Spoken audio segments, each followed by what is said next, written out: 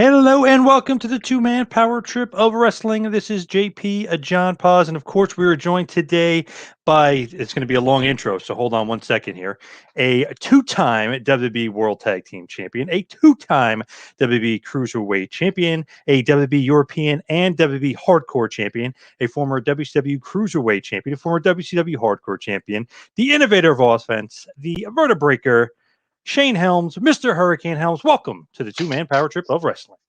Good to have you. Good to be on your show. I got to correct on one thing though. The innovator of offense was Canyon.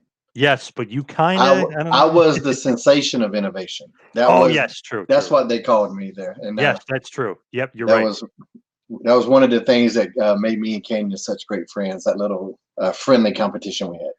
Yes, and so funny too because I wrote that note that you and Canyon were basically the innovators of offense in WCW, but you Mm-hmm. really a sensation of innovation is really the technical name.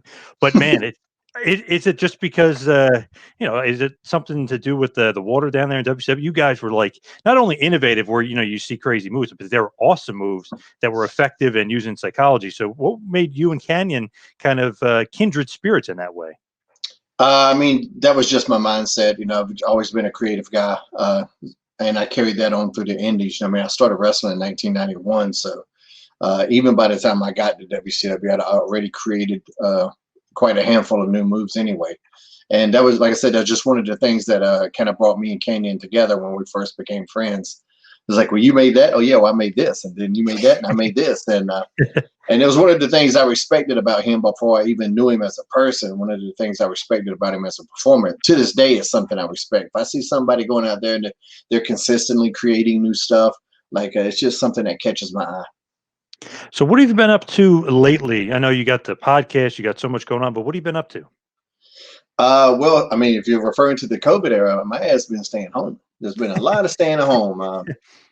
I did basically one appearance, which is about 2 weeks ago, and that's the first thing I've did since. I mean, I got furloughed from WWE in April. It's the first thing, so that's the first thing. And I hadn't left my house maybe a month before that. But there's about four weeks, maybe 5 weeks when I hadn't done anything anyway. So when the furlough happened, I was not very surprised. It's like just common sense. Like they're not going to pay me to sit at home forever. Yeah. Um, but I just kind of been chilling. I'm in a very fortunate situation in terms of my home life and stuff like that, and just kind of taking advantage of the time with the kids and the family. So, just being cognizant of the fact that I'm in a much better situation than some people, and being thankful for that, but at the same time, I don't want to throw it in people's face. And anytime you say something like that, to me, it always comes off, hey, just pat yourself on the back, buddy, while all these other people are suffering. I don't want to come off like that guy. Right. But I am very cognizant of the fact that I'm, in a pretty good spot. So when you were furloughed from WB and you got your release, you're technically agent, producer, was it SmackDown, Raw? What was your role with WB? I was mainly on Raw, and I would do most of the live events and all the pay-per-views. So do you like? I'm always curious about this. And I talked to Mike Rotunda about this recently too. It's like, do you have specific guys that you only work with, or is that's not the way it is there? It's much more of like a team effort. Like I said, I was only there for a year, so I really had got to a point like that. Yeah, I mean, I know there were certain guys that I definitely worked better with, but it wasn't like, hey, we're going to give you this guy all the time. I know in the beginning with Otis from Heavy Machinery, Mhm. I had those guys for maybe 5 or 6 weeks, and I was specifically helping Otis develop. Let's start this shape, but let's start upping it every week, every time, and so helping him out with that character. I think over time, at least what I would have done is figure out what agents are good at and highlight that with particular talents that might need their help. To give you an instance, if you're a babyface, and this was going from a time before when I was there as a talent, if I was a babyface, having Ricky Steamboat as an agent was invaluable. Mm-hmm. Yep. Uh, Arn Anderson, maybe being a babyface wasn't quite his wheelhouse. When I was Gregory Helms the heel, I wanted Arn Anderson every single time as my agent, because that's where he excelled the best. So there's a lot of agents that have their strengths and weaknesses, and It's not an easy thing to do all the time, but if you can match up that agent with the perfect talent, that makes things a little easier. Absolutely. And I'm just like thinking of an agent and their role. Do they control a lot of what you see? Because let's just say, on TV now, you see maybe some spots are just like questionable, or maybe guys kind of going a little too crazy, and maybe not the flips and the flops, but maybe just no psychology, no selling stuff. Does an agent control any of that? Or it's just kind of here's the finish, here's what we need to do? Like, what's the agent's role in producing the matches? You give them your input. The agent's role is you take what creative wants and you tell the talent, and hopefully the talent can listen to what you say and go out there and do it.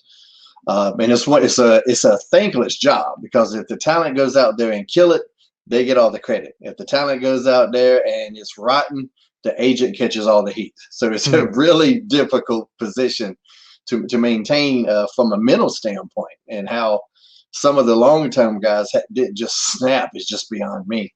Um, that really depends on the talent. Going back to your question, there are some guys that you really don't have to micromanage at all. There are some talent that you do need to micromanage.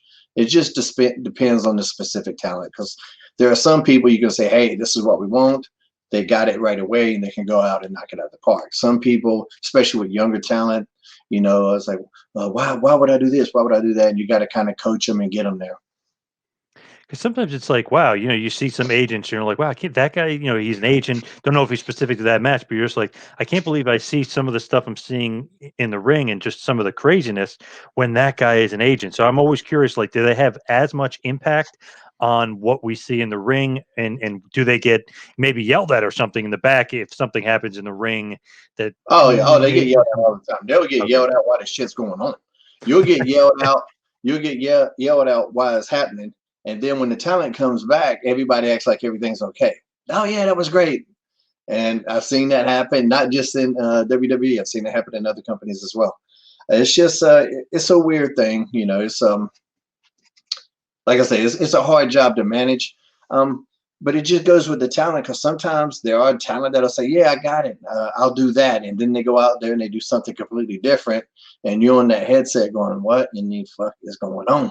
What is happening here?" And you can't. You're helpless in those moments. But for me, that was very few and far between. Everybody I worked with up there was very cordial, and two, I came from. I had a really good run there in WWE. So a lot of the talent I work with trusted me and trusted my input. So I don't have any really bad stories. Do you sit with Vince? You always see that on the on the videos and the behind the scenes stuff. Like some of the agents sit with Vince. Is that every agent during their specific match, or that's only the head agent, maybe Johnny Ace or whoever is the head agent of that night? No, you got Vince has his own monitor, and then there's a couple other monitors that you can't really see him. He's out of your peripheral. He's to the right, and his you can see the back of his monitor. He's on the other side watching. I think Okay, Vince kind of wants to see it just himself. You know. okay. So who's ever sitting next to him isn't the agent of the match. It's No, Shane. sometimes that was just the head of the show. Like for Raw, Paul Heyman would be beside him a lot. um, you know, and that's generally who it was. Whoever was the head writer or head of creative was there beside him. What's Vince like? I mean, you've obviously been a longtime wrestler for Vince, and then you said for an agent for a year. What's he like behind the scenes? Any different when you're an agent and when you're a wrestler? Not too much. He's about the same. I think the way he handles talent, as far as the wrestlers, is a little bit different than the way he handles producers. And what he expects from them is different. As a talent, he wants you to stand up for yourself. To don't, he's looking for leaders in that aspect. Being an agent, you're more of a yes man to a degree, and so sometimes, and this might not have helped me. Maybe it did, maybe it didn't. I might have been too vocal about things. And but it's just a learning process. But as far as Vince goes, Vince to me has always been straight up. I never got a sideways answer from him in any regard. And even since I got furloughed, I've had a couple of text conversations with him, and he's the boss. And like any job, when the work's going good, the boss is happy, you're happy. If the job isn't going good and the boss is upset, that could make the relationship a little stressful. But it just depends on how the work goes. I mean, anytime somebody's saying something bad about Vince, it's because they either got fired or they didn't like their experience there. Right. If they had a great time there, they speak great of him. And to me, I'm like, yeah, that's like every job. You know, like that's every job. You know, Yep. if you enjoy your job and you know you're having a good time, you'll like that boss. It could be a great job, but if you don't like it, you can find reasons to hate anybody. Yeah, it's true. You don't hear like the longtime employees, even Jerry Briscoe or Gurria or something. You don't hear them ripping on Vince ever. You know what I No, mean? Yeah, they had a yeah, great. I mean, like the day, I mean, as soon as I got furloughed, I was like, yeah, I mean, I get it. You know, I wouldn't pay my ass to sit at home either. You know, Yep. uh, So was there official like release after the no, furlough? I was never because I had a talent contract and I was actually in transition to be an employee. So I wasn't even a full time employee yet. So that was just kind of unfortunate timing. Like, had I been an employee already, I might not even got furloughed. But because I was in that transition phase where this guy's not even an employee yet, and of course the idea is to bring me back. Hmm. So it's just one of those things.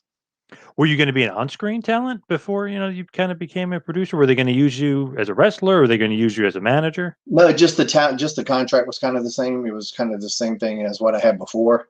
And so then they came out with the action figures of me. The elite gimmick here. Oh yeah, the So awesome figure. Yeah, so I yeah. don't know if the other guys had the same type of contract I had, or if there was something different because of that. Because they brought a group of us in at the same time, and I was the only one that ended up with an action figure or something like that. So I don't know if it was exactly the same. I don't see how it could have been, but because I mean I had a pre-existing character and merchandising deal with WWE, so it was just I had to go from one contract to another, and during that time is when the furlough happened. So I definitely want to get into WCW because I'm a huge WCW mark, but I do want to kind of get into the Hurricane. You're mentioning that figure. It's almost like the perfect character, like to me, of a WWE guy. They look at him like, wow, looks like a comic book character. He's obviously, he can work in the ring, he can talk, he's funny, he can connect with the crowd, but they can make his action figure, they can make the mask, they can make the cape. I mean, how did the Hurricane character come about? Because originally, were you going to be Greg Helms? Or were you going to be Hollywood Helms? You were going to be something Yeah, else, yeah, like right before you became the Hurricane. yeah. So I mean, I was Sugar Shane, of course, in WCW, and Hmm. I mean, I was never a comedy guy at all. I No, mean, no, three we count a kind little of bit. dabbled in it a Mhm. little bit with 3 count, but it was still one of those things where it was very subtle, you know. And so that was just kind of my like dipping my toes in the water in terms of being a character. Because before that, I was a wrestler, and I grew up wanting to just be a wrestler, a wrestler's wrestler. I'm an NWA kid. I didn't grow up in the WWF world where everybody had an occupation. You had a plumber, a Yeah. hockey player, and all that type of stuff. Yep. That's not what I came up on. And I have a good amateur background. I was 7 years as an amateur. So that's the type of wrestling I wanted to do. And you saw that with Sugar Shane, especially once I got away from 3 count. You saw the real Shane Helms that existed in the Indies before WCW. That was me coming, back to doing what I wanted to do. And you saw it when I turned heel as Gregory Helms too. You saw that. Yep. But then I get to WWE, WWF at the time. I can't be Shane because of Shane McMahon, which I understand. There was never any heat, although I think some wrestling fans feel like there should be, but to me, there's not. It's one thing you learn when you're a writer, and I've taken several writing courses. Just finished one recently. You don't want to have characters of the same name. In books, it's even more confusing. In TV, sometimes you can get away with it if you got a Chris Jericho and a Chris Benoit, but they refer to them as Jericho and Benoit almost 99% of the time. Right. Very rarely was it just, hey, Chris, Chris, Chris. So I understood that I wasn't going to be Shane. I was hoping I could keep Helms, but I was concerned about that because Triple H had Helmsley. But he was at that point, he was legit Triple H. Nobody referred to him as Hunter S. Helmsley anymore. So I was able to keep Helms, and they wanted to call me by my shoot first name, which is Gregory. I wasn't a big fan of that. I've never gone by Gregory, and there was no hook to it. Hmm. At that time, coming into WWE, what a lot of fans don't realize is that the WWE audience in certain parts of the country had no clue who the WCW guys were. They just didn't know. Maybe if you were at the top of that WCW card, but I was not. at the top of Hmm. that WCW card, Right. and I knew that. And they did have an idea to call me Hollywood Helms. And that was kind of more because of what they saw with the Sugar Shane character when I would come out with the Nitro Girls, which we called the Sugar Babies at the time. Oh You know, yeah. I would kind of dance on the ramp, then go down there, a little flamboyant with it. And so they were wanting to play off of that. And but I just heard Hollywood, and I was just mean to me going, well, I mean, Hulk Hogan was just Hollywood Hogan, you know. I don't want. Yeah. I mean, it's some gigantic shoes to fill, and he really killed as Hollywood Hogan. That was huge. I'm like, and two, I just kind of thought of, you know, like nothing about. I'm very aware of how crazy my accent sounds, and it doesn't sound like anything when you think of Hollywood. You know, just to me, I just wasn't on board for it, and I asked them, could I try to figure out something else? But they called me Gregory Helms the first night. I was on a plane ride home, writing down every name I almost used in the Indies, all these other names I could have thought about. And I was the Hurricane Kid briefly, maybe in 1992, maybe 93. I forget what year it was. But so I went back to him next week, and I got to the building early before the production meeting started, before catering, anything had opened. I got there that early, and I saw Stephanie McMahon coming in. And Stephanie was the one who had told me the week before about the Gregory Helms thing and all of that. And I just went and said, "Hey, what do you guys think about Hurricane Helms?" And she goes, "You really don't want to be Gregory, do you?" And I said, Hmm. "No." I said, "It just doesn't have a hook." And I used those exact words. And when I said that, she was like, this kid's not an idiot," which that Right. was a good, that was a good sign. And so then she goes to the production meeting. I go to catering, whatever. A couple hours later, they're done. And Vince McMahon, I see Vince walking down the hall, and he goes, "Hurricane Helms. I like it." And that was it. Nice. Nice And then seal of approval. then I was, but I still was Sugar Shane style, the little trunks, the little shiny robe type thing. That the outfit with the actual superhero idea came maybe a month or so later. Is that you creating it? Is it collaborating with Stephanie and the writing team? And who creates the Hurricane character and the gimmick? The head writer was a guy named Brian Growitz at the Mhm. time. Yep. He's helped so many guys, Edge and Christian, Rock. I mean, just there's a slew of guys that he was the guy that he worked for. And I knew Brian only briefly, just conversations. I didn't really know him as well at all. But I wore comic book shirts all the time. I got the Green Lantern tattoo on my shoulder, and I think Brian had always wanted to do a superhero type character, but just had never really pulled the trigger on it. I don't know if he was there during the Blue Blazer era or not. I think that was even before him. And the Blue Blazer kind of dabbled on it, but it wasn't full force that this guy's a superhero. You know what I'm saying? Yep. But and I'm not even sure that that's the way they were going to go with me at first. But Stephanie, Brian pitched the idea. Stephanie came to me again, and it developed over a couple of weeks because I was in the alliance, and it was, there was like a Stone Cold Appreciation Night where I gave Steve Austin my Green Lantern shirt. There was what it started. I remember the first thing started. I had to do a backstage skit with Austin, and he was going to ask me about my tattoo, and that's all I knew that we were going to talk about. Like he was going to ask me about my tattoo, and I say something, and they were very loose with the verbiage. Steve can say whatever he wants. Yep. I'm hoping I don't mess up. Yeah, I'm nervous as hell about this whole situation, and I just started talking about the Green Lantern like it was a real person. And I don't know why. It was just what to me felt funny and entertaining at the time. And in the comic books, Green Lantern, maybe a year before that, had a big heel turn where he became Parallax. And there was a famous issue where he dropped Superman with one punch. And so when Austin started asking me about it, I goes, "Yeah, he knocked Superman out one punch, bam." And I don't know why I talk like that. Yeah, I don't, no superhero talk like the Hurricane talked, but it's just the way it came out. And Deborah was in the room, and Deborah started laughing, and Steve's like looking at her, and he's playing off her, and it just worked. And so I had a couple of weeks where I would do stuff like that, where they were like, "Yeah, just doing your promo, but then go off into some comic book stuff." And that would kind of be the general direction. So I know there's one too. I was talking about Michael Cole, and I was like, "That reminds me of the time that the Green Lantern," and I don't even know what the hell I said, but it was just me throwing out random comic book stuff. And they really liked it. And then Stephanie come up to me one week and go, "We're thinking about making you a superhero." And I remember going, "Yeah." And she goes, "Yeah, like with a cape and a mask and everything. What do you think about that?" And keep in mind, I had the little trunks on at the time, like these little small ass Randy Orton type trunks. And I'm Hmm. going, I was like, well, I'm basically in my underwear now. So whatever y'all want, I'll give it a shot.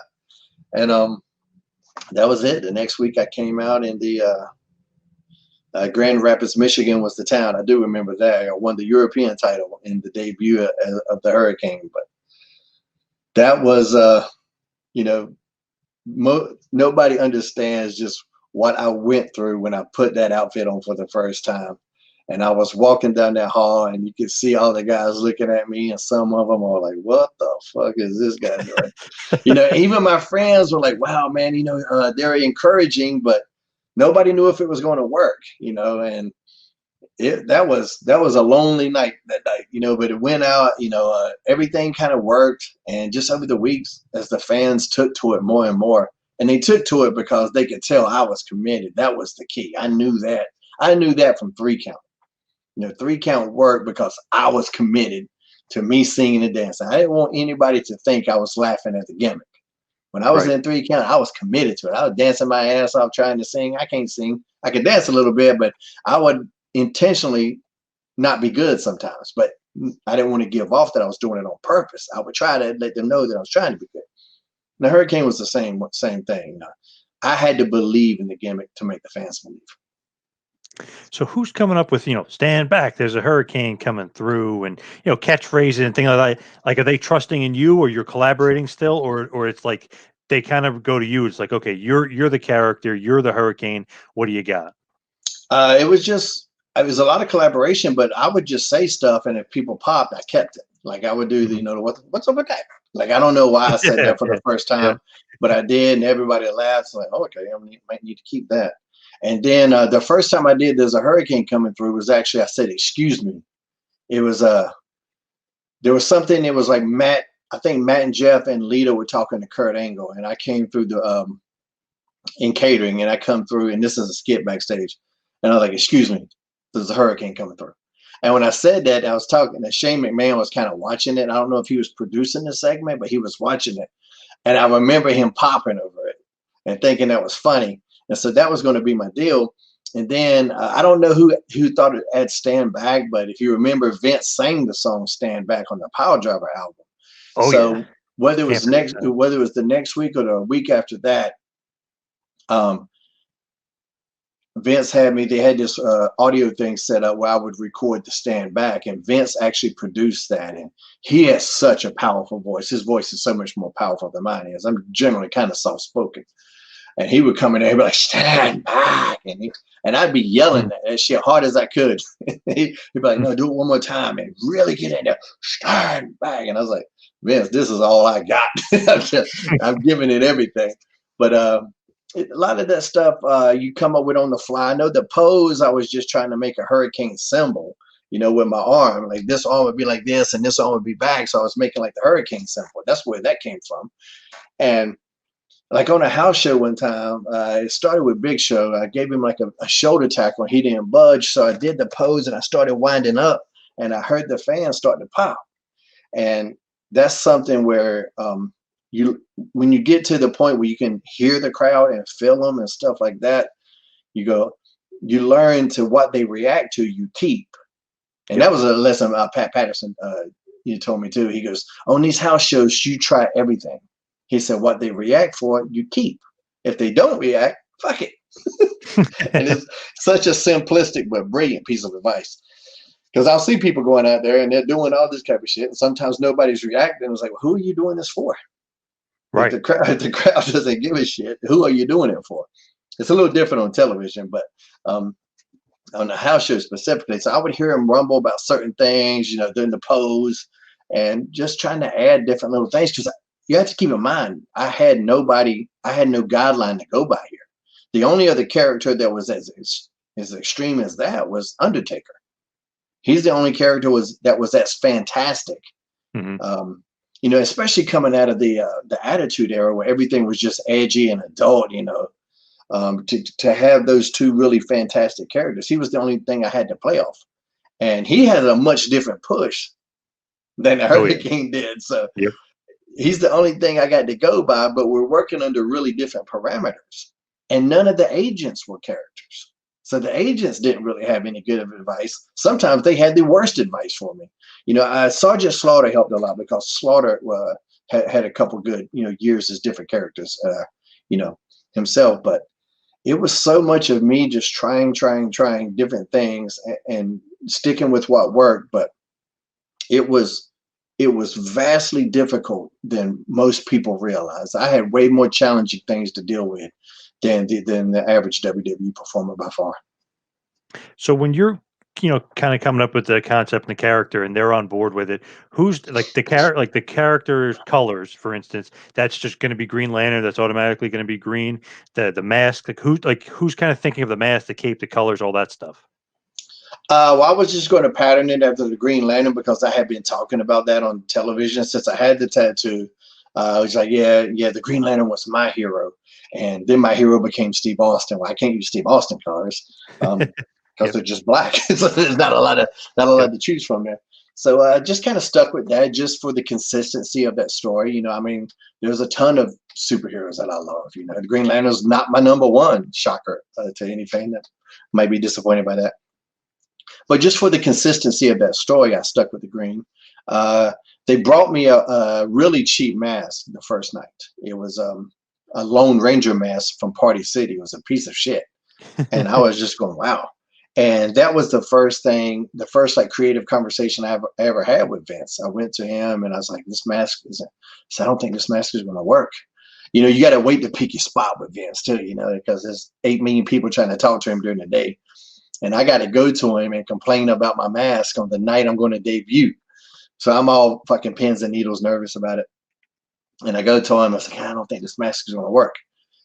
And he immediately thinks I'm not into the gimmick. He goes, well, why, you don't want to wear a mask? And I could detect that in his Mhm. tone. I was like, no, I just don't want to wear this mask. Like, this is going to fall off in 10 seconds and it's going to look like I'm not committed.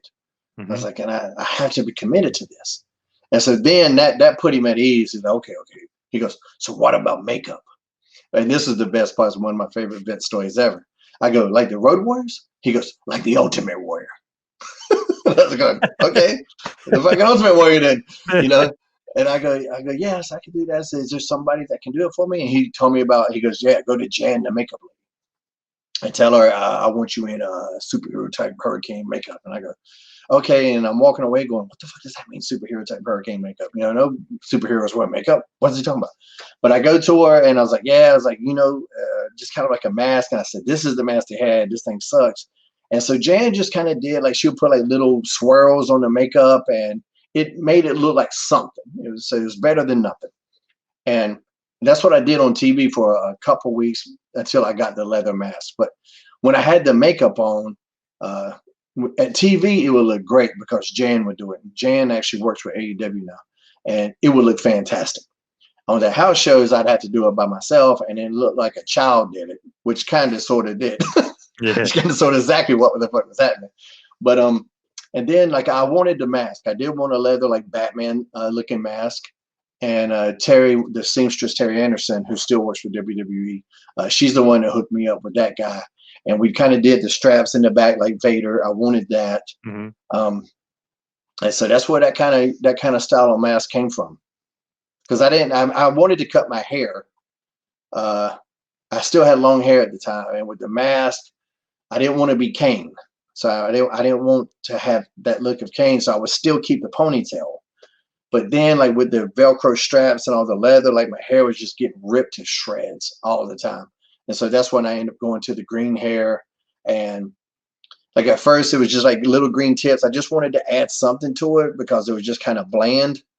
And then we just went full blown bright green. But at that time, they kind of just let a lot of the talents work on their own look, unless it was something that the company wanted. They kind of gave me some freedom. I think they could tell I was invested in this character, and they could tell that I liked it, and they could tell I knew about the comic world. So why have somebody that doesn't know shit about comics come and give me advice on what a superhero looks like?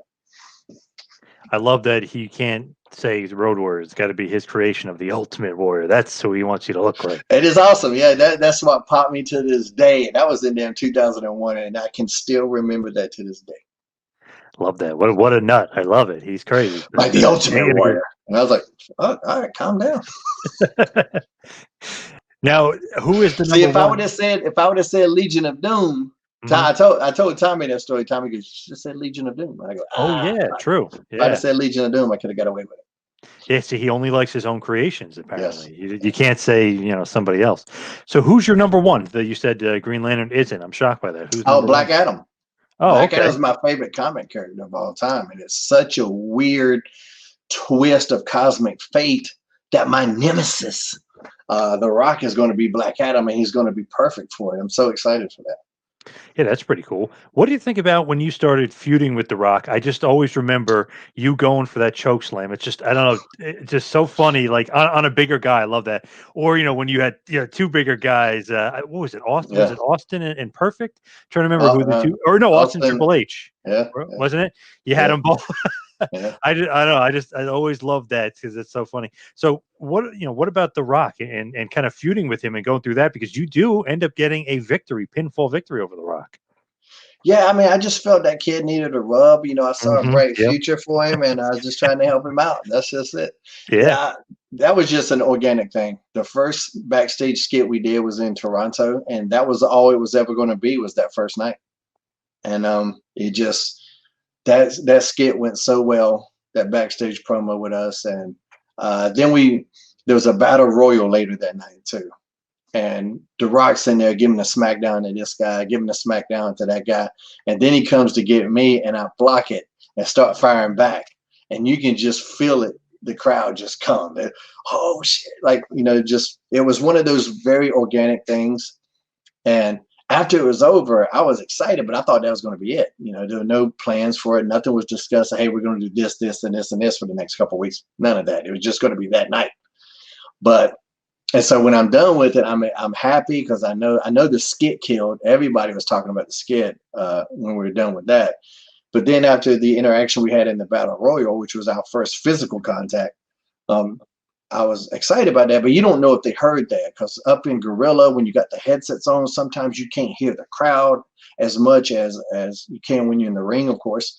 And so I was like, man. And sometimes creative just doesn't pick up on it. They just don't, So there's been a lot of cool things when you go to the back and like, man, something else going to happen, and then it doesn't. So I didn't know. But luckily they did. They did pick up on it that night. And more importantly, Rock did. Rock picked up on it. And so we just, week after week, we were doing these promos, and that was so much freedom with the two of us. Like when Rock picked out his phone and go, hey, it's nothing. He says he knows you. That was my line. Like I gave him that line. Yeah. They didn't. It wasn't a line for me, but he was gonna say I was 5 foot nothing, 100 pounds of nothing, and I just said, I asked him, I said, hey, do you got your cell phone? He goes, yeah. And I said, say it's nothing. He knows you. And he goes, oh. So we had that back and forth. We had good chemistry, and he appreciated that too, because I knew I'm getting the rub here without a shadow of a damn doubt. So I don't care who comes up with the line. I don't care who says the line. I want these segments to kill. If they kill, it's going to make us both look good. Absolutely. And then it led to the match. And, you want to talk about pressure. Now, that was some pressure. I've explained this to people, and I've asked them, I said, who do you think the pressure was on? And they're like, I don't know, Rock. And I'm like, why? He's going to WrestleMania. That match could have been terrible. He still would have been a Rock. Yep. If that match is terrible, you're never going to see Hurricane again. So, right. True. Yeah, a lot of pressure. 100% of the pressure's on me. I got to go out there with a top guy, one of the top guys, one of the most popular guys to ever do it. And now we know one of the most popular people to ever exist on the damn planet. Yep. So I got to go out there and carry all of that weight. So, but it went, super good. And, he loved it and I loved it. And it's one of those matches that people still talk about. They call it a mini feud. And it was because of the duration, but I'm like, it's weird that a mini feud, the memory of a mini feud, lasts longer than most of the major feuds. Right. Yeah. So many people remember that feud. And the thing is, you guys did have great chemistry. It's that easy because it's The Rock, or it's not easy because it's The Rock? You know what I mean? Like sometimes it could be harder because of who he is and how popular he is. I'm like my style. I was very adaptable. I mean, not to pat myself on the ass too much, but you never saw me strike out. That's Mhm. one thing I always say. No matter where I was at on the card, and we can argue about what my success was, but I never struck out at base. I could adapt to anybody, and I was very proud of that. The way I trained myself coming up, I didn't want to be. I didn't want to be, regulated or whatever I was trying to say, to just one style. If you wanted to do some lucha stuff, I got you. If you want to do mat based stuff, I got you. If you want to do comedy, I can do that. You want to get serious, I can do that. I was very adaptable in that sense. So, um, and Rocky's good. I mean, that's the thing. If you got two talented people in there, it's a little bit easier. That's the thing when we tell everybody our toughest match. Here's a little insider secret for you guys. Our toughest match is never really our toughest match. The Mhm. toughest match is when you're in there with somebody that sucks. That's when Right. it's hard. That's when it's difficult. So if you ask me my toughest match, I gotta say The Rock, and I gotta say Undertaker and Matt Hardy and Jeff Hardy and all these people. But no, they were physical. A lot of shit in those matches hurt, but they weren't tough in terms of the performance. What sucked, when it's tough is going out there with somebody that doesn't belong in the ring and having to dig a performance out of that. That's when it's tough. Rock was super talented, and it was easy. Anybody you can think of, like, you didn't have good chemistry with, that was tough to get a good match out of? I mean, yeah, there was a few, but it was a lot of the guys because they were young at the time. Stuff like that. I remember one time I was in the ring, and John Heidenreich's coming to the ring, and the referee comes over and goes, "You guys got 90 seconds," and I go, "What?" And it was supposed to be like a 5 or 6 minute match, and it's cut to 90 seconds, and I don't know why. I don't know if it was a test to see if I could pull it out or what. And I was just going, "What?" And I got to talk this guy through a 90-second match, which that might seem like a short amount of time unless you're in there with an incredibly powerful human being that is capable of snapping your neck. It Mm. can get difficult at times. But on the big stage in the big companies, I don't have any memories of like, oh my God, this is just tough. La Resistance was pretty young when they started. So some of those matches were kind of ugly at times on the house shows. But for the most part, I was very adaptable. And there was, I mean, and no matter if I didn't like the creative behind the match, once that camera's on, I'm gonna go out there and do my absolute best anyway. I'm not going to go out there and sandbag anybody or anything like that. I don't believe in that. And I've seen people do it, but it's not something I believe in. And as you're kinda going along, you'll have Kane as a tag partner, and you guys will win the tag titles. What was it like kind of, because as a fan, you never know. It's like, okay, they win tag titles, it means something to you, it probably means nothing to the wrestlers. When they're giving you belts, like you said, you were European champ as Hurricane first night. Did it mean Mhm. anything winning the belts, to the actual guys, to you Yeah, as the actual wrestler? some of them they do. Of course, the European was a get over title to help the audience realize that the company was behind me and stuff like that. But there are some titles that you actually do, you work for, and when you get them, it is an accomplishment because there is a competition. The competition it is backstage that you get and that's what I think those championships meant the most. We've kind of really did our business a disservice by, you know, hopscotching and hopfrogging the titles around as much as has been done sometimes. Yep. Um, but my favorite actually championship I ever won was me and Rosie because I don't think it was ever in the plans for us to be the tag team champions. But we worked so hard. I got him out of that SHIT costume. Yep. Me and an artist, Michael Borkowski from Syracuse, we designed his outfit for him, the new one. Um, with the big R and everything like that, and tried to and man, we worked hard. We worked hard, came up with all these new moves and different stuff, and we got over, and we're killing on house shows. We're doing good merchandise, and there's all these things where, like, man, we should be the tag champs. We're putting in the work. We got over, and so when they finally did put them on us, man, we came to the back, and it was like the whole locker room was there waiting for us. And so there are moments when you do win those championships, and they do mean something. And it's funny because the superhero in training is kind of like a jokey thing, but it really shows you and it shows me as fans like, wow, they have a lot of faith and confidence in the Hurricane. They have Mighty Molly, like you almost have Yeah, like a stable. So it's like, wow, they're creating characters based off of this guy. They must have a lot of faith in this guy, and he must be yeah, over. yeah. I mean, that my the strength of my character created three different characters: so Mighty Molly, Exactly. Super Stacy, and the superhero in training version. Yep. That was all the strength of my character, So I was doing something right somewhere. Yeah, I always think about that. It's like, wow, you think of like who's like kind of the leader of the stable, or who are the offshoots, who's being Mm. created off that character, and it was all created off the Hurricane. So is this at one point where they're looking strong in you? Are they going to give you a bigger push, or are you kind of stuck in a certain spot and you're not going to be getting a bigger push? There were certain people in creative and in the office that felt that the superhero could only go so far. And I kind of see where they're coming from, but at the same time, if you look at what superheroes have done in Hollywood, obviously there's a huge market for people that like that Yep. sort of character. But still, I was constantly fighting that battle, and and because I got so good at the comedy, they would sometimes forget the wrestler that Shane Helms is.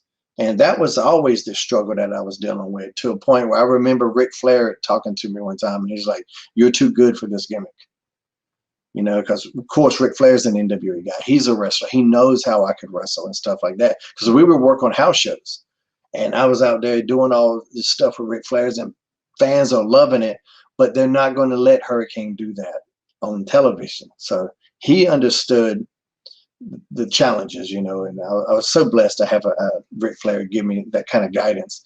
And that's when Gregory Helms the heel came about, was shortly thereafter. I felt I had to remind these people of the performer that I really was, because they were lost in the comedy. Same thing that happened to Jerry Lawler. Like, people don't understand how good Jerry Lawler was before he became the commentator, funny guy in WWE. I mean, Jerry Lawler was amazing Hmm. and taken very seriously, but he got so good at the ha ha. And then, like, it's the same thing in Hollywood with comedy. You hardly ever are going to see a comedy get the Oscar, although it might sell the most tickets. It might be the movie that people love the most. They won't give the comedies the accolades. They won't get the awards. I remember Steve Martin talking about how Eddie Murphy, and it was in one of the Nutty Professors, where he played every character around the dinner table. Oh yeah. Yep. And he was like, and Steve Martin was just going on not necessarily a rant, but he was going on a diatribe about it. And it was just like, how does he not get an award for that? Like, that's the most brilliant thing I've ever seen. And so comedy and wrestling has that stigma too. Like, if you're funny, they're not going to take you seriously, which is so weird, because the same Tom Hanks that was in Big is the same Tom Hanks that was in Philadelphia. It's the same human being. It's the same performer, so they got lost in the character. That's how good I was at the character. I convinced them that I actually was that guy. So then when I became Gregory Helms, I had to remind them who I was. And I remember Arn Anderson, after maybe like my third week as Gregory Helms, and I was just going out there either on Sunday Night Heat or something like that, and kind of getting into the groove of it. I came back, and Arn Anderson goes, "Damn, kid." He goes, "I forgot how good you were." And I was like, "Oh, I appreciate it, man." And as I was walking away, I was going, "Wait a minute." Is that a compliment? Damn. It was a huge compliment, but at the Yeah. same time, it validated what I knew. I was like, these months, they forgot who Shane Helms is. They got so wrapped up in the Hurricane that they forgot who Shane Helms is. And so I had to remind them. And it worked, because at that particular time, Gregory Helms, that was my best in-ring body of work. And I was the best heel in the business that year. Nobody liked me. I wasn't selling merchandise. Everybody hated me. I took a beloved character with a very minimal heel turn and made everybody go from loving me to hate me. And those merch sales dropped like a motherfucker. That's the only part that's like it. Because that Gregory Helms merchandise did not fly off the shelf like the Hurricanes did. And but Vince took care of me money wise because of that. He knew what I was trying to do with that character. I wanted to be a legit heel. I didn't want to be a tweener. And there's nothing wrong with tweeners. I think the way tweeners are looked at is a little less now than before, but I didn't want to be a tweener.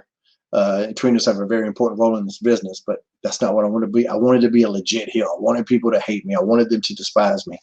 And so that's what I did with Gregory Helms, and it worked for the most part.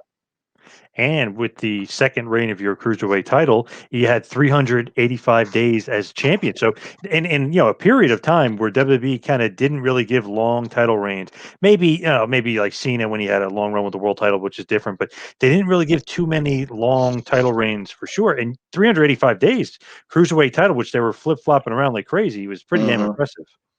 Yeah, it was that was fun, but at the same time, I would be wrestling for the United States Championship here and there, and I would team up with somebody and go for the World Tag Team titles. And I'd wrestle. I wrestled Rey Mysterio when he was the heavyweight champion. I wrestled Batista when he was the heavyweight champion. So uh, I was doing a lot. I did more from a visibility standpoint with that cruiserweight title than just about anybody had in the couple years before me, because it kind of lost its way here and there. Um, the cruiserweight title is sometimes you're a victim. It's a victim of its own success, because if you get successful in that division, they want to take you out. And so I had the conversation with Vince. He told me I'd outgrown the championship, and he didn't mean from a physical standpoint. He meant just but I was a bigger cruiserweight anyway. Hmm. People don't people think that I'm 5'5" until they see me in person, and I'm 6 foot, and they're always shocked by that. So that's always funny. But Vince, like he told me, you've outgrown this, and we'll figure something out. And I was actually wanting to lose it to Jimmy Yang. I thought Jimmy deserved it, and but they ended up doing something. I think Chavo ended up with it, and then Hornswoggle, and then they kind of did away with the division at that point. But there was a match when Rey Mysterio was the heavyweight champion of the world, and I'm the cruiserweight champion, and we're face to face, and it was just, do these weight division titles mean anything in WWE anymore? Because that particular match was just odd. When you got the cruiserweight champion, and I was 40 pounds heavier, half a foot taller, maybe Right. more. So it was strange, but I super enjoyed that run, and I loved carrying the banner of the championship for that long. So what happened after? You had a neck injury? Like what kind of happened after?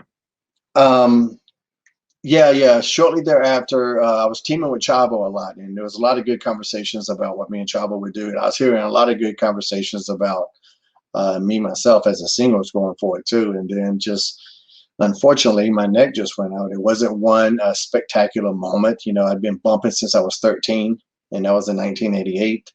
I had my first match in 91, so and my style was very bump heavy. And so my body had just taken a lot of beatings at the time. And um, one day I go to do push-ups before a match, and I can't do but like 3 or 4. And it's like I'm pushing up as hard as I can. I can't get up off the floor. And I knew something was odd. Benoit was watching me, and he came over, and Benoit was the one that told me it was my neck, because he had his a spinal fusion as well. And I tried to constrict my tricep, and my tricep on my right arm. I think for a lot of guys it's still left. I'm not sure why, but for me it was my right. My tricep wouldn't constrict, and or contract. And I was just like, man, what in the world? And I wasn't in a significant amount of pain, not by my standards. Being a pro wrestler, you're beat up all the time, and you're just kind of used to being in pain. When you're not in pain, that feels weird, to us. Right. Right. Yep. And I still wrestled that night, and I think twice the next day, because we had a double shot that weekend. And I go get an MRI on Monday. This was in Baltimore, and they did 2 MRIs on me, one on my lower back and one on my neck. They do my neck first. So I get out, I get a breather, bathroom break. Now I'm going in, I do the back MRI. And I don't know if you've ever been in an MRI, but you're in this tube, it's loud as shit. It's like 30 minutes. And Claustrophobic too. And by the time I came out of the second one, they'd gotten the results of the first one, and they're ready, they're planning the surgery. And I'm like, what? Wait, let's slow down here. What the hell's happening? And I guess they could tell by the shading that my neck had been broken for about 4 months. Oh my God. Wow. Yeah. And I was just, it's what you do as a wrestler. You fight through the pain, not even a wrestler, but as an athlete. Every MMA fighter is going to that cage injured. Every football player is stepping out on that field hurt. It's just what we do, and they were scheduling the surgery. The surgery was going to be in San Antonio, Texas. They were concerned about the turbulence from the flight that anything could snap my neck, because my vertebrae were digging into my spinal cord. And if you sever your spinal cord, generally one of two things happen. You either die or you're paralyzed for life. So there's a lot of concern about even the flight. Well, I'm in Baltimore. I can't drive to San Antonio. That'll be just as bad. Right. And so we did the flight, and I had the surgery, and it was so bad they couldn't even write me off TV. They don't want to take any chance about anybody touching me backstage. Nothing.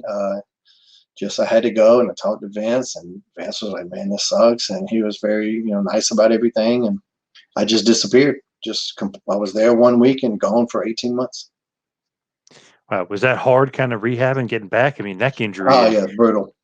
That's the worst. Yeah, that was. There wasn't a lot of pain after the surgery happened. Just as the nerve is rebuilding, you get all this fire in your elbows. But like I wasn't walking around in this debilitating pain, but I was in a neck brace forever. I had to sleep sitting up for a while. And I mean, it was really rough. I was never quite the same performer when I came back from that. At least not until, I came back from that, and then I got released from WWE in 2010. I had a motorcycle accident in 2011 that took me out for a while too.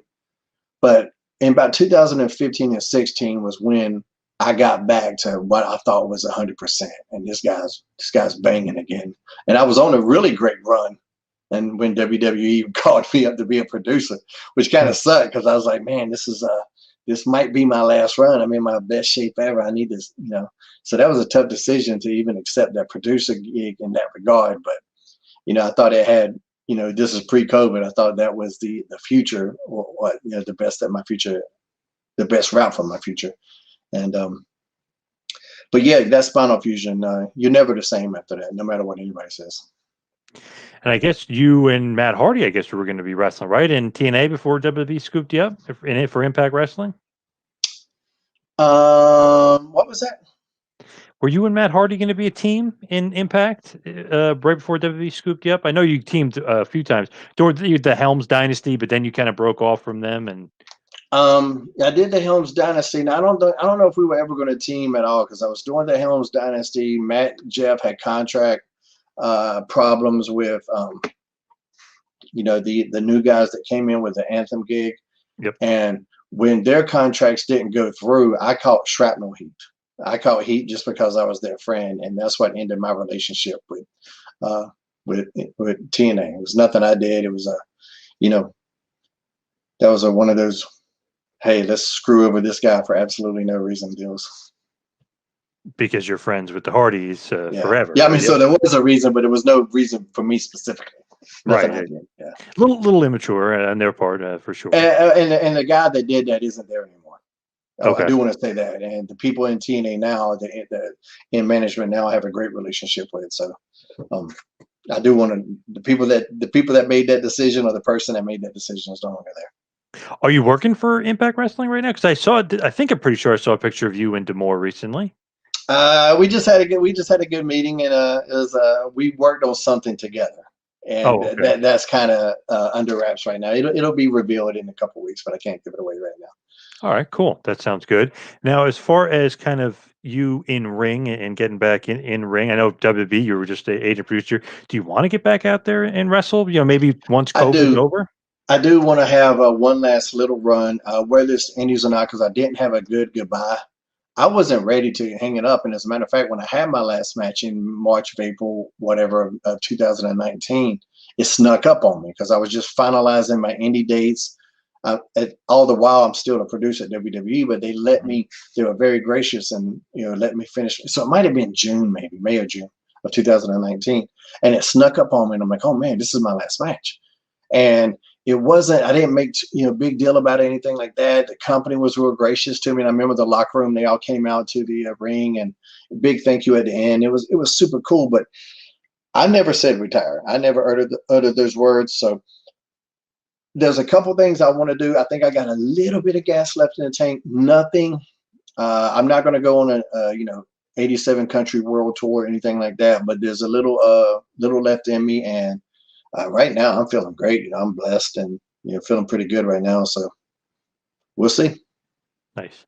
Now, I just want to go back to you said mentioned before that Benoit noticed the neck injury. Just want to ask you about Benoit because obviously, what he did was horrific and everything. But you got guys like Jericho and Chavo who were really close with him and saying, he had some issues, this and that, but he was really a great guy. What was kind of your impression with Benoit? Were you guys close at all, friendly at all, or? Yeah, we were super close. I was actually because of the neck injury. We were close because we started working together when I was Gregory Helms, and that just Chris was that type of guy. If he had good chemistry with you in the ring, that helped the friendship. And he just thought I was funny. I mean, I was kind of one of the locker room guys that made everybody laugh and stuff like that. I was one of those guys. I tried to keep the locker room kind of upbeat, and he appreciated that. But when I went out with the neck injury, Benoit would call me as much as anybody. More so than some of the people I thought were going to call me.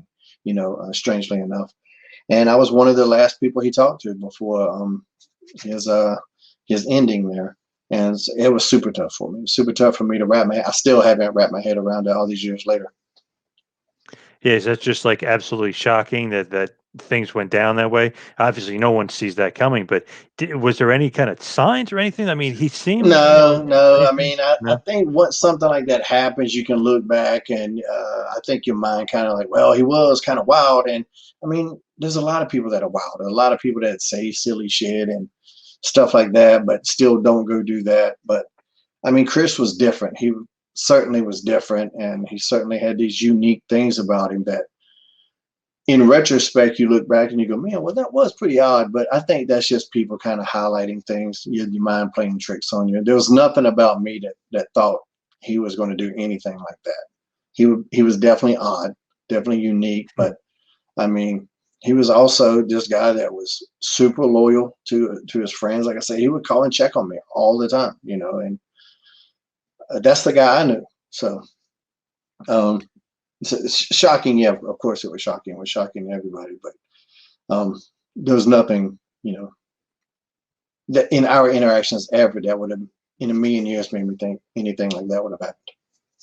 Is it hard to separate the person from the wrestler? Because it's, you read the internet like, oh, he stunk as a wrestler, and it's like, nah, he was pretty much top five worker. He's pretty much unbelievable. Is it hard for you to kind of separate the I wrestler and don't, the I don't person? know who the fuck said he stunk as a wrestler, but that person's an idiot. I Oh don't know man, who I would was fucking reading say some that. Twitter. I was reading some Twitter things, and Colin Delaney told me, "Hey, don't even read these idiots.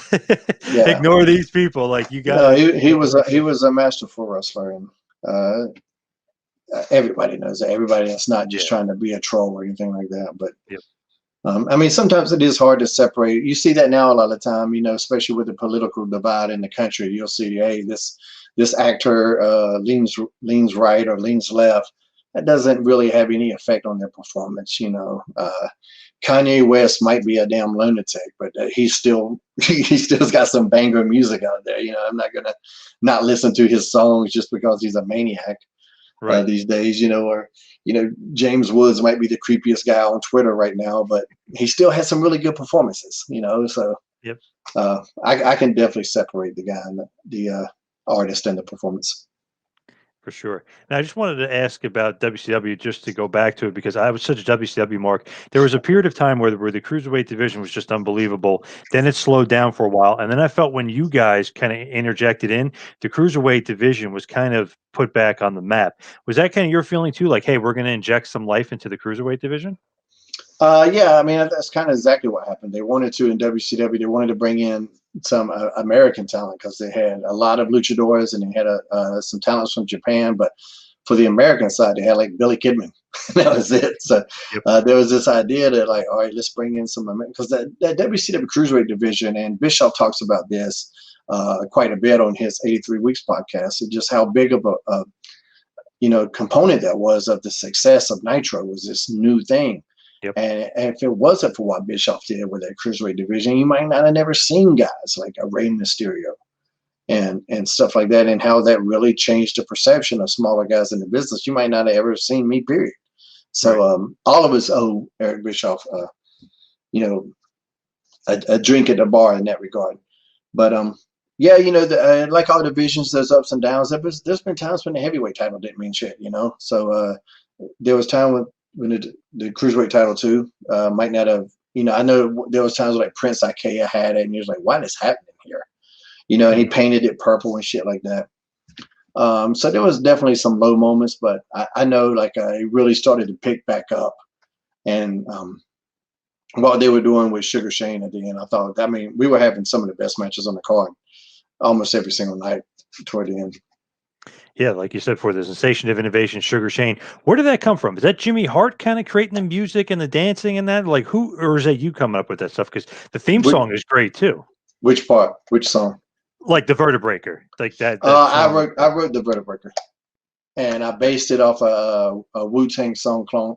Not ODB, who was a member of the Wu Tang Clan, had a song called "Shimmy Shimmy Y'all." And if you listen to "Shimmy Shimmy Y'all," you can hear or you listen to Vertebraker song, you can hear the little piano, the same similar piano keys. And I just gave that song to Jimmy and was like, "Hey, can we make something out of this?" And he got a group, I believe they were called Boys with the Bass, or Boys in the Bass, or something like that, out of Tampa somewhere. And he got them to. They had to modify the lyrics a little bit, but they took my lyrics and put it to Vertebraker. That is great, and of course the 3 Count song, which everybody knows and loves. Is that Jimmy Hart? Or is that you guys too? Jimmy Hart wrote that, except for the parts where I would rap. I wrote my little rap parts, but other than that, so on one of the songs, it has a dual credit with me and Jimmy Hart. The other song was all Jimmy. Nice. Did you like 3 Count? Was that kind of your way in the door, thinking that, and then you'll? It was just a way in the door. I never grew up on that type of music. Didn't like that type of music, but I liked the gimmick once we got into it, and it was a lot of fun. Now, as we head towards the finish, head towards winding it down here, just like a generic question, I'm just always curious because literally, like you said, you've been wrestling since '91, wrestling in Omega with the Hardy Boys, starting out all the way in North Carolina with all those guys. Obviously, WCW, Chavo, you and Chavo Guerrero tore it up many, many nights in WCW, especially towards the end in 2001. Love those matches. Do you have some favorite matches? Hurricane, just maybe in your career, some maybe favorite opponents, something that sticks out? Yeah, there were a lot. I know in WCW, my first the ladder match at Starcade stands out. I mean, if you don't Awesome. start, Yep. I mean, we stole the show at Starcade, so that Yes. kind of speaks for itself. Yep. Best match in WCW, ladder match in WCW's history. That was very special. There was a Super Brawl match after that, maybe a month after that, and that was the start of the Sugar Shane run. Was that one? So there's a couple moments in that match with Jimmy Yang and Evan Courageous have a shit fest. Yes. Which yes. and I was watching my push go down the drain as that was happening. I'm going, oh my God. They dug a hole, but the last couple minutes of that match are fantastic. And we made the people forget that happened, and we got back on the right track.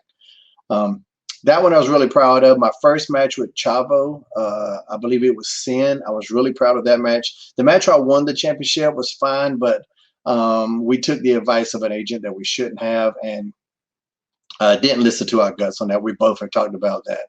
But the one before that, like I said, I think it was Sin. That was the better of the ones. Sin and Greed. Yep. Yeah. So I think Greed was the one I won. It's just still fine. It's a good match, but I think I like Sin better, even though I lost. But the match I felt was better.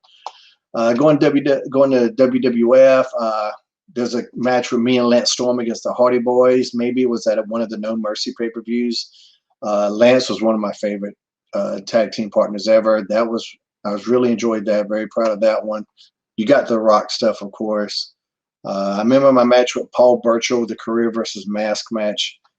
I was really proud of that. I had another one with Matt Hardy that was a singles match. That might have been at No Mercy too, a different year. Maybe No Mercy was just my pay-per-view. But I was, as Gregory Helms, one of my favorite performances was against The Undertaker. And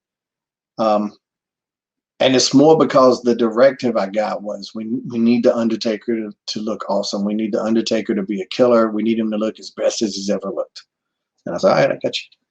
And we go out there, and it's the first time we ever touched. And for me, the second I come out that curtain, like you see me selling The Undertaker. From the second I'm walking down the ramp, I'm selling The Undertaker. He's not even at the ringside yet. I'm in the ring, just my facials. I'm talking to the referee. I'm upset about this situation because Teddy Long put me in this match. Teddy Long made me go one-on-one with The Undertaker. Yep. And then when that gong hits, and I'm like, man, damn. Like just everything about that That's one that I show to people, and it's like it's more than just physical. Like your face, you can tell a whole story with your face. And I told the whole story before we even touched. You knew exactly what I was going for here, and we had super good chemistry. And we've talked about this, shortly thereafter when I had the neck injury and was gone, and we never really got to do anything again. But we've talked about this since then. I was like, man, I wish we could have done more. And he's like, yeah, me too. He's like, that chemistry for the first time ever, it's hard to duplicate. But I went out there and made him look like a monster. He gave me what he said was his highest choke slam ever, and then gave me the tombstone as well, which he didn't do the tombstone on TV all that much. But he was like, no, that was good, because just taking the choke slam isn't as good as it takes the choke slam and the tombstone to beat me. And I remember coming through the back, and it was a standing ovation. They're like, man, that looked like Taker from 20 years ago. And I was like, cool, and he came back and he was super happy with it. And like, if you watch it, you go, man, Gregory Helms gets killed. Gregory Helms was supposed to get killed. That was what was supposed to happen. But watch the performance. Right. And so I'm super proud of that one. How is Taker behind the scenes? You always hear locker room leader, most respected guy. Is he easy to deal with behind the scenes? Hey man, I gotta go. Sorry. I texted you a couple of times. So let me go. Hey man, I gotta go. No, just I wanted to take my kids in. Taker's the best, man. He's a locker room leader. If you need advice, he's there for you. Don't go ask him for advice and then not do the shit though. He's just, man, he's a leader. He wants everybody to succeed. He never felt threatened about his position. You know what I mean? He wanted to elevate everybody. Man, he's just, in terms of a locker room leader, he's the definition of what you want. All right, as we finally wrap it up, sorry, I did miss that text for you. What is like all your social media? Let's Twitter, Instagram, just to get all your plugs and everything out there. Oh, at ShaneHelms.com is everything on Twitter, Instagram, Facebook, Tumblr. Still, that's where you find me. And I'm the most active pro wrestler on social. Probably overactive if you ask some people, but I was doing it before everybody, and I'll probably be doing it when everybody's gone. Nice. I'll be the last one. I'll be the last one on Twitter. Where are we going to see you next? I can't tell you. That's still under wraps. It'll be announced in a couple of weeks, though. It should be announced. Good stuff. Hurricane Helms, Shane Helms, thank you so much for all the time. Really appreciate it. Oh, man, my pleasure, man. Thanks for having me on your show. Thank you. Thank you for watching the Hannibal TV. Please like this video if you enjoyed it, and click the subscribe button to not miss any of our latest shoot interviews, match videos, or news updates. Support us on patreon.com for $1.99 a month to watch our full shoot interviews ad-free and help our channel grow. Follow us on Twitter at the Hannibal TV for instant updates.